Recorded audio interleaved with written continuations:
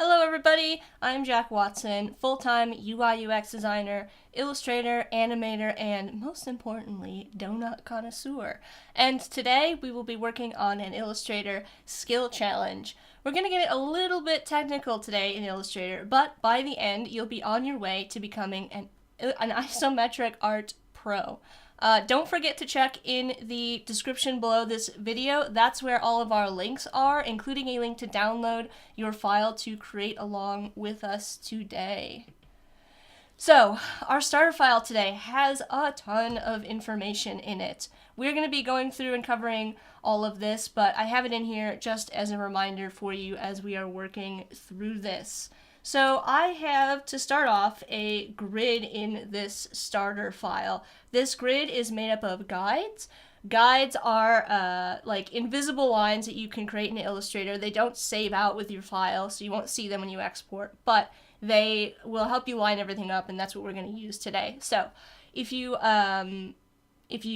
go up to view, we want to make sure that we've got smart guides turned on today so that we can snap to those guides as we are working. How I set this up is I just created some lines and I rotated them at 30-degree angles to make it easy for you. Isometric art usually is using angles that are 30 degrees, X and Z angles. So if we draw a line out here and we go up to our object, transform, and rotate, and we rotate this negative 30 degrees. Maybe not. Let's do it this way. Negative 30 degrees, and we create another line by going to transform, reflect, and we make a copy. We can create a grid of lines that creates our isometric grid. So that's how I constructed that for you. Isometric drawing is a way of representing 3D and 2D by showing more than a single side of an object. All perspective drawings do this. It's called a projection. A 3-point perspective is a perspective projection, and isometric is called a multi-view projection. That's because isometric always shows 3 sides all at once. It doesn't have any perspective on it, so that no matter where you place an object in a scene, it's always going to be the same size.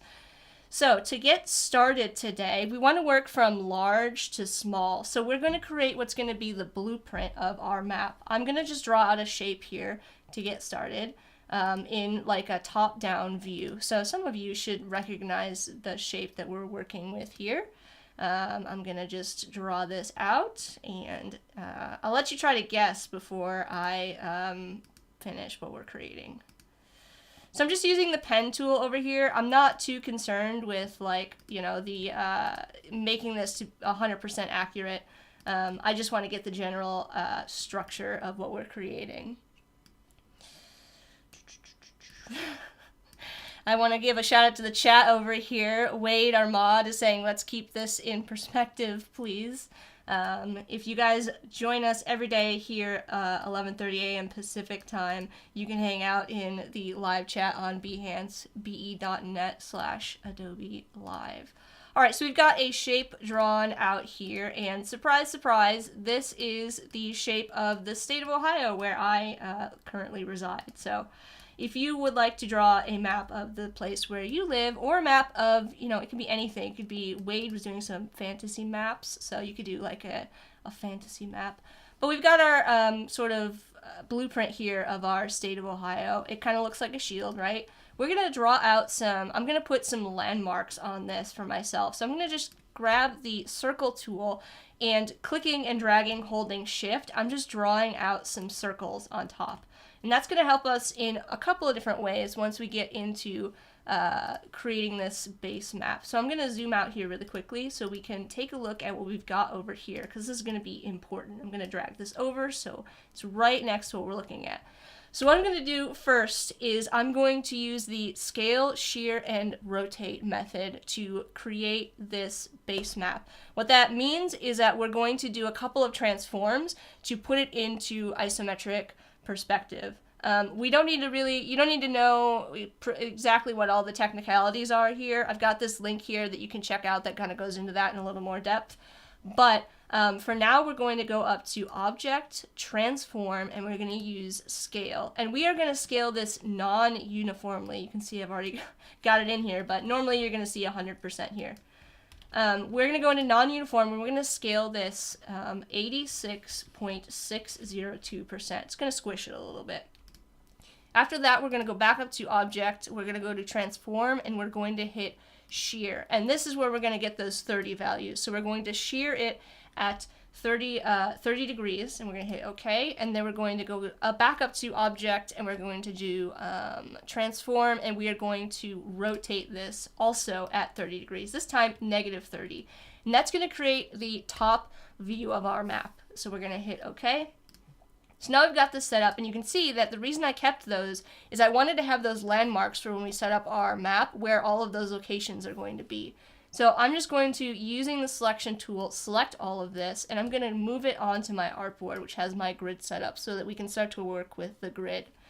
So now that we've got this all set up, we're going to zoom in. And if you guys have any questions, be sure to drop them in the live chat, and I will be sure to try to answer them as we go along here. I am going to, you can see too, as I move this around, that it's lining up with the points on our grid very nicely. Perfect. So now that we've got this all set up, I'm going to choose a fill color for this. I'm going to go over here, and I am going to, with that fill and stroke selector, select the stroke and get rid of it. And then I'm going to go over here, and I'm going to pick a color for my base map. Probably a nice sort of green for the base map, so that we can get that like grassy structure going on there. And then from there, now we're going to jump into using, well, first of all, we have to add some depth to our map. So I'm going to select my shape here using the selection tool. I'm going to hit Command C, and I'm going to hit Command B. I'm going to paste it in back this time. And I'm going to use the arrow tools, and I'm pressing down to just bring it down a little bit, so that we can add a little bit of depth to our map, right? I'm also going to do one other thing that I wanted to do before we got into this, and that is I'm going to select both of these by holding Shift and selecting them, and I'm going to use these live corners to round out the edges a little bit. So these little indicators here, when you have the direct selection tool, the white arrow selected, are going to let you round out those corners. It's just going to give it a little bit of a softer appearance. Okay, I am then going to copy this top shape again using Command C and Command F, and then we're going to do like we did yesterday, and we're going to go into our layers panel, and we're going to drop open that, and I am going to actually just hide that top layer for now, and I'm going to hide my circle, so I'm only working with this layer. Then I'm going to go over here, and I'm going to click on my scissors tool. If you don't see this, it might be underneath your eraser tool. Just click and hold on that, and it's going to pop up for you. So once I've got that, I'm going to click on the corners here. And there's a number of ways that you go about doing this. We could go about doing this using the Shape Builder or the Pathfinder. I mean, that's one of the great things about Illustrator is there's a ton of different ways to do this stuff. You can do isometric art in a variety of different ways, not necessarily the way that I'm showing you today. We're already showing you 2 different ways to do it. So all I did there, I'm going to undo so you can see, is I deleted those. I just used the scissor tools on those 2 corners, and then I'm deleting those shapes because I don't need them anymore. I only need the side. So now I'm going to grab my selection tool and drag and select both of those, and hitting Command or Control J, it's going to join those 2 sides. If you go up to Object, Path, you can also find Join under there. Alright, so now we're going to go back to our layers panel, and we're going to unhide. So now you can see that we've got some depth to our shape. But we need to darken this a little bit, separate it visually from the top layer. So I'm just going to go and double click on my color picker, and I'm going to slide down on the brightness, and that's going to darken our edge a little bit. So you can see we've got some depth going on. Now that we have our base map, and if I unhide, you can see we've got our areas that we want to add to our map. I'm actually going to go and I'm going to lock all of that. That way, as I'm drawing, I'm not going to accidentally start messing with, my layers and things like that. So it just makes it a little bit easier when I'm selecting. And we can actually hide our base map for this since we just it'll make it easier to see our grid. So now we're going to draw some landmarks on our map. We might want to add some buildings, maybe some little houses. So I'm going to grab my pen tool over here, and I can just follow the grids in order to make the different planes of our buildings. So I'm going to start I'm actually going to work off of the landmark here so that you guys can see what I'm doing. I'm going to click with the pen tool on one of these points, and I'm just going to go straight up, and then I'm going to follow that line across, and then I'm going to come straight down, and then I'm just going to, at the end, join it. So now we've got one side of our building created. And then I can go over here, and I can do the same thing, and I'm going to click here, click here, click here, there, and then when we come back, we'll see we've got a little circle indicating that we're closing that shape. Then I'm going to go and I'm going to just create the top like so. But for the top, I'm going to do something a little bit different. I'm only going to go to the middle here, and then I'm going to go up the middle and then across again. And I'm going to do the same thing over here, making an anchor point. I'm leaving that middle divided into two, and you're going to see why in a second.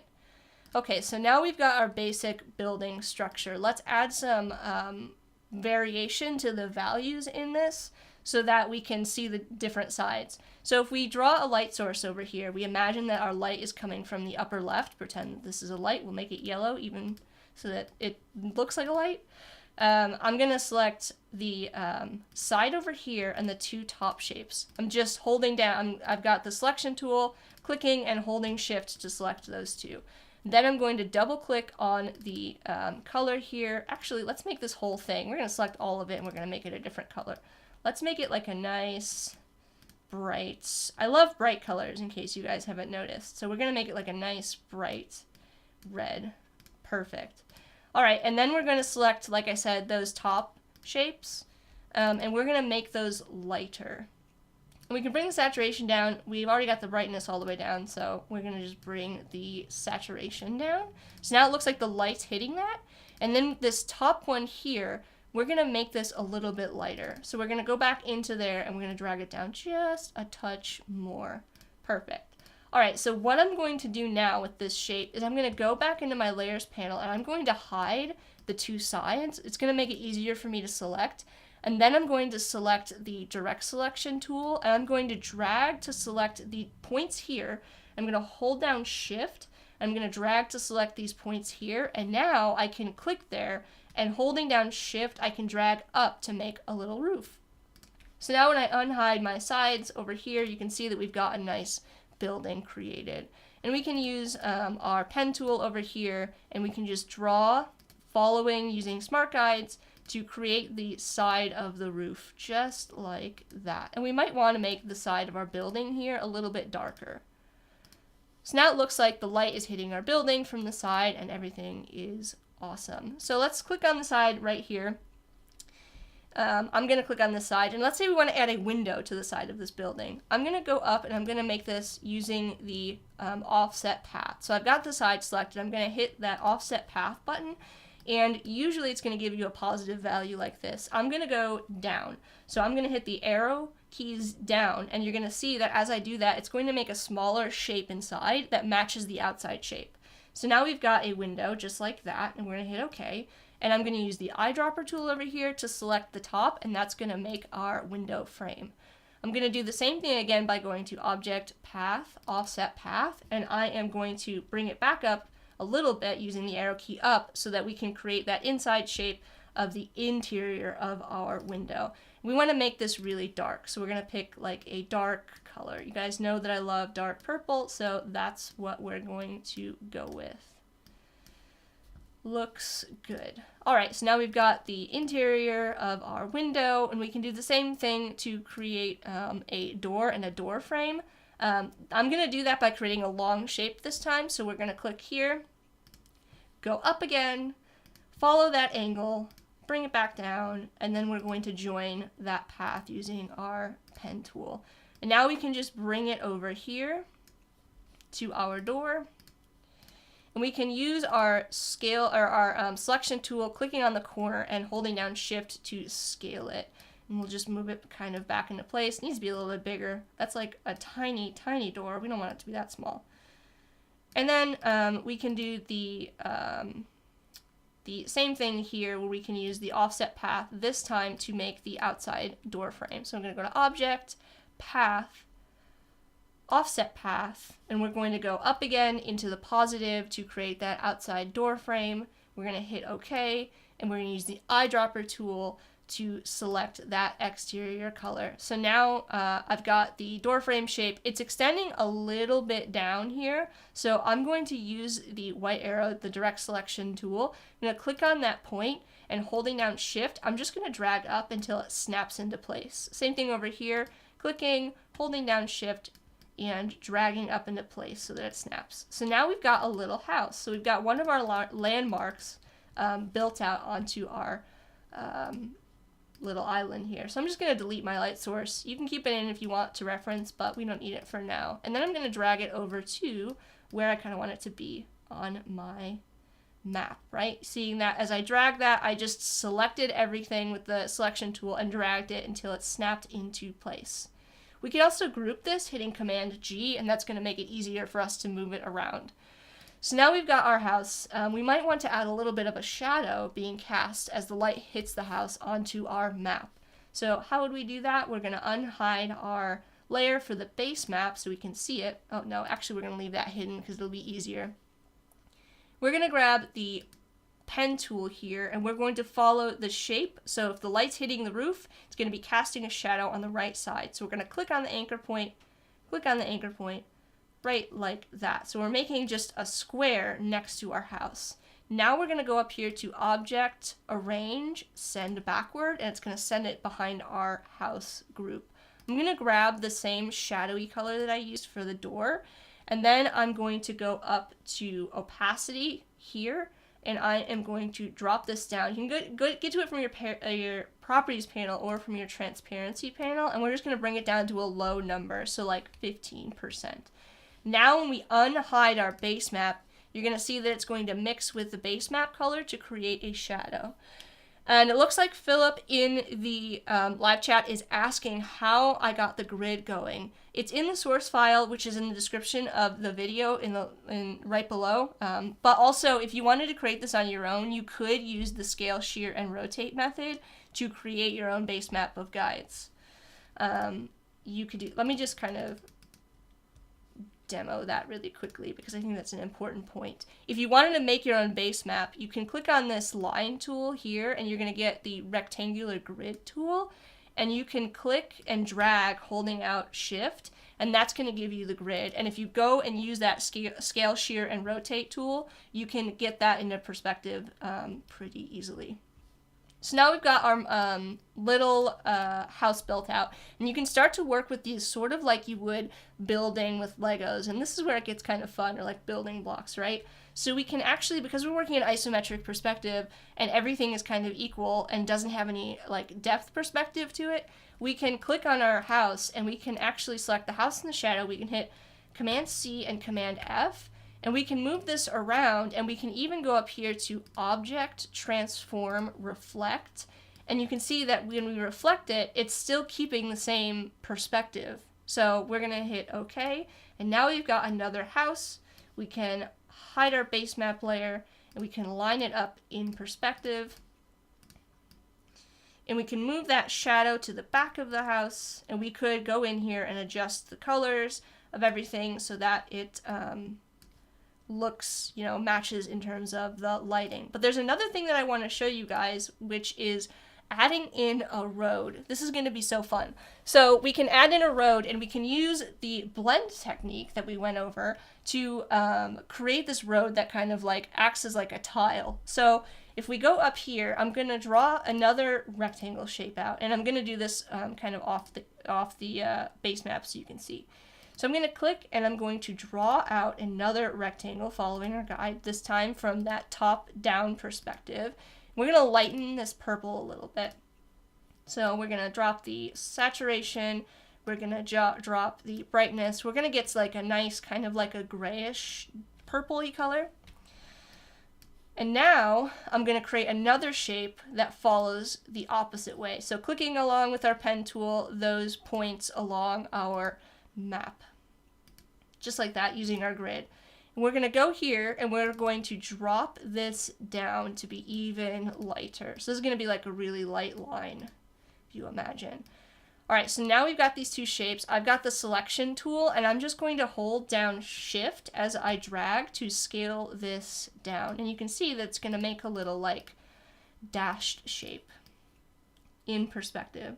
And I'm just going to line this up so that it snaps with the center, just like that, using smart guides. Now I've got a little tile. I'm going to select both of these shapes, holding down Shift and selecting, and I'm going to hit Command G. Now I'm going to put this on top of our base map. Now we're actually going to hide that base map again. Right in front of our house. We're going to hit Command C and Command F to paste in front. And then we're going to drag this out maybe to like here until it snaps into place. Now I'm going to select both of these shapes. Let's get that, make sure that's aligned in there. And I am going to, holding down Shift, I'm selecting both of these objects. I'm going to go up to Object, Blend, and we're going to hit Make. So we've got 3 going on right now, but we need to add a few more. So we're going to go to Object, Blend, Blend Options, and we are going to increase the number of steps under spacing. So now I'm just going to use the arrow tool so that I can see what's happening. We're going to increase that number until we get just to where they have the gaps closed. So now we've got a nice road.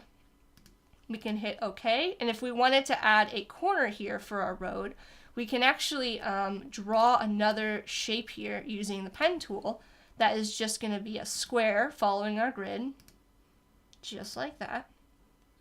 And then I am going to use the eyedropper tool to grab that base color there. And now I'm going to grab, using the direct selection, I'm going to grab the corner over here on this side. And we're going to drag this live corner to just kind of round that out a little bit. And then again, the beauty of using these isometric perspective here is I can take my blend over here. I can hit Command. Actually, no, we're not going to do that. We're going to go up here. We're going to go to Object, Transform, Reflect, because you can actually choose to make a copy right from here. So we're going to reflect it vertically. We're going to hit Copy, and then we can drag it into place. And now we have a road, just like that. And you can start to build all of these different structures to construct your city. You know, you can get, you can add more buildings, change the colors, add more connecting roads. We are going to use this circle again, like I mentioned before. Since we've got this circle in isometric perspective, I am going to click on that circle after I unlock it. Whoop. Unlock all of that. I'm going to hit Command C and Command F. I'm going to again drag it off so it's easier to see what we are working with here. I'm going to align it to my grid.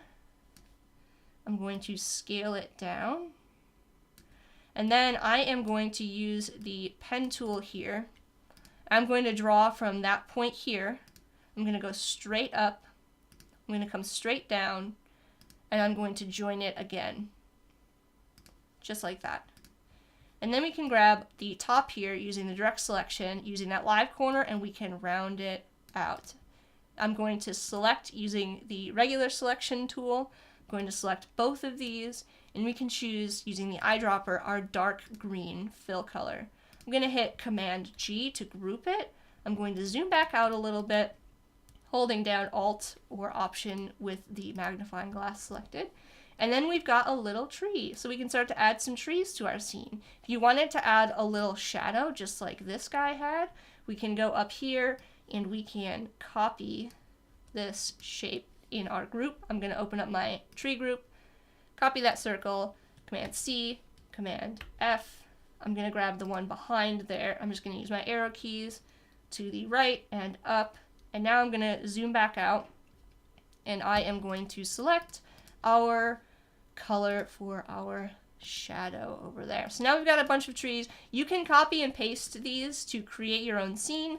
Like I said, you know, just Command C, Command F. You can scale them holding down Shift to put together a whole bunch of different elements and create a nice map. Whoop. Just like that. Once you're ready, be sure to come over to Discord and share your work. Once you've got it exported, you can find the link to the Creative Cloud Illustrator community, our Discord, in the description again. And once you're done and you upload here, you can check out everybody's awesome work. You can see all of the stuff people have been doing. These album covers are stunning. You guys are killing it. I am absolutely loving them. You guys are so creative, and I can't wait to see what you all do with this challenge. So, let me switch back to my camera. Thank you so much for hanging out with me today and working through this Illustrator skills challenge. We learned about isometric perspective, and we learned about using 2 different ways to create isometric maps using scale, shear, and rotate. We are live every day at 11:30 a.m. Pacific at behance.net/Adobe Live, and I will see you for another challenge here soon. Bye, everyone.